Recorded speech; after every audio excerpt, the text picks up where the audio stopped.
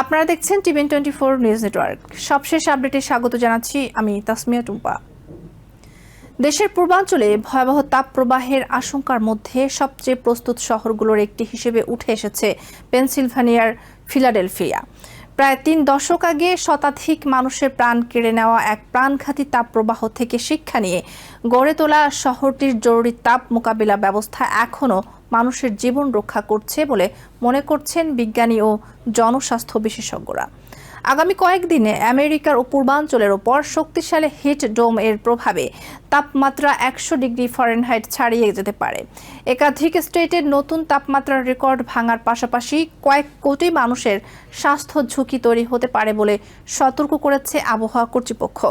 Philadelphia অঞ্চলের জন্য national weather service সতর্ক করেছে, রোববার পর্যন্ত প্রতিদিনের অনুভূত তাপমাত্রা ১১০ ডিগ্রি ফারেনহাইট পর্যন্ত পৌঁছাতে পারে।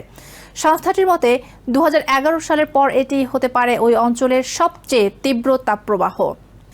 ইন্ডিপেন্ডেন্স ডে এর ২৫০তম বার্ষিকী এবং একই সময়ে ফিফা বিশ্বকাপের ম্যাচ উপলক্ষে ফিলাডেলফিয়ায় শত হাজার মানুষের সমাগমের সম্ভাবনা রয়েছে। তাই শহর কর্তৃপক্ষ কয়েক বছর ধরেই বিশেষ প্রস্তুতি নিয়ে আসছে। ফিলাডেলফিয়ার স্বাস্থ্য কমিশনার পালাক রাভাল নেলসন বলেন, আবহাওয়া পর্যবেক্ষণ থেকে শুরু করে কখন হিট হেলথ ইমার্জেন্সি ঘোষণা করতে হবে এসব বিষয়ে শহরের একটি সুসংগঠিত ব্যবস্থা রয়েছে। তার ভাষায়, বহু বছরের অভিজ্ঞতা ও পরিকল্পনার ফলেই এই সক্ষমতা তৈরি হয়েছে। বর্তমান পরিস্থিতির পেছনে রয়েছে ১৯৯৩ সালের ভয়াবহ গ্রীষ্মের স্মৃতি। সে বছর কয়েকদিনের তীব্র তাপপ্রবাহে ফিলাডেলফিয়ায় অন্তত ১১৮ জনের মৃত্যু হয়েছিল, যা একই ধরনের পরিস্থিতির মুখোমুখি হওয়া অনেক শহরের তুলনায় বেশি ছিল।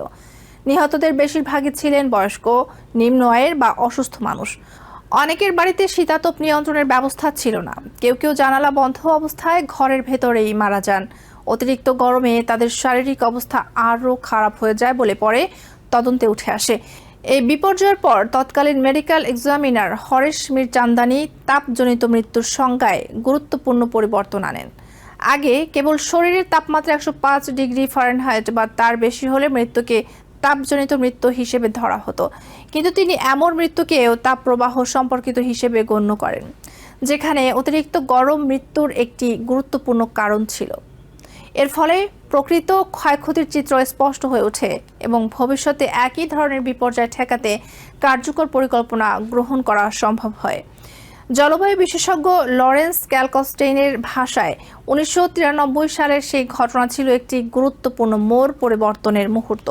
পরে তার সহায়তায় ফিলাডেলফিয়া এমন একটি তাপ সতর্কতা ব্যবস্থা গড়ে তোলে যা পরবর্তীতে আমেরিকার আরও অনেক শহর অনুসরণ করে। সেই ঘটনার পর শহর জুড়ে একাধিক স্থায়ী ব্যবস্থা চালু করা হয়। এর মধ্যে রয়েছে তাপপ্রবাহের সময় বাসিন্দাদের কাছে দ্রুত সতর্কবার্তা পৌঁছে দেয়া, বিভিন্ন এলাকায় কুলিং সেন্টার চালু করা, স্বেচ্ছাসেবী ব্লক ক্যাম্পেইনদের মাধ্যমে প্রতিবেশীদের খোঁজ নেওয়া, জনসচেতনতামূলক প্রচারণা এবং জরুরি তাপ সহায়তা হটলাইন। প্রাথমিক গবেষণায় দেখা যায়, এই আগাম সতর্ক ব্যবস্থা চালুর প্রথম কয়েক বছরে অন্তত ১১৭ জনের জীবন রক্ষা করা সম্ভব হয়েছিল। গবেষকদের মতে কর্মসূচির সুফল এর ব্যয়ের তুলনায় অনেক বেশি ছিল। লরেন্স ক্যালকস্টেইন বলেন, ফিলাডেলফিয়ায় এ ধরনের উদ্যোগে পথ প্রদর্শকের ভূমিকা পালন করেছে। তার মতে, বৈশ্বিক উষ্ণায়নের কারণে চরম তাপপ্রবাহের ঘটনা বাড়লেও ফিলাডেলফিয়ার মতো শহরে তাপজনিত মৃত্যুর সংখ্যা সেই অনুপাতে বাড়েনি। এর অন্যতম কারণ সময় মতো সতর্কতা এবং জনস্বাস্থ্য ভিত্তিক কার্যকর প্রস্তুতি। আসন্ন বিশ্বকাপকে সামনে রেখে শহর জুড়ে অতিরিক্ত ব্যবস্থা নেওয়া হয়েছে।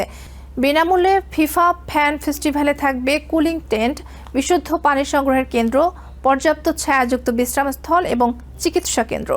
তীব্র গরমের পূর্বাভাস বিবেচনায় উৎসবের সময়ও কমিয়ে আনা হয়েছে। শহরের বিভিন্ন স্থানে অতিরিক্ত পানির স্টেশন, মিস্টিং ফ্যান, চিকিৎসা তাঁবু, ছায়াযুক্ত বিশ্রাম এলাকা, সুইমিং পুল এবং স্প্রে পার্ক প্রস্তুত রাখা হয়েছে, যাতে বাসিন্দা ও পর্যটকরা সহজে গরম থেকে স্বস্তি পেতে পারেন। এছাড়া ব্লক ক্যাপ্টেনদের নতুন করে প্রশিক্ষণ দেওয়া হয়েছে, যাতে তারা একা থাকা বয়স্ক বা ঝুঁকিপূর্ণ বাসিন্দাদের নিয়মিত খোঁজ নিতে পারেন।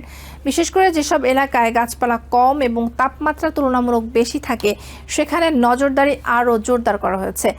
স্বাস্থ্য কমিশনার পালাক রাভাল নেলসন বলেন, তাদের লক্ষ্য একটাই, ইন্ডিপেন্ডেন্স ডে ও বিশ্বকাপ উদযাপনে আসা প্রত্যেক মানুষ যেন নিরাপদে উৎসব উপভোগ করতে পারেন। তার মতে দীর্ঘদিনের প্রস্তুতি ও অনুশীলনের কারণেই শহরটি এখন যে কোনো বড় তাপপ্রবাহ মোকাবেলায় অনেক বেশি সক্ষম। নিউ ইয়র্ক থেকে সম্প্রচারিত TVN 24 টেলিভিশন বিশ্বজুড়ে বাঙালির কণ্ঠস্বর।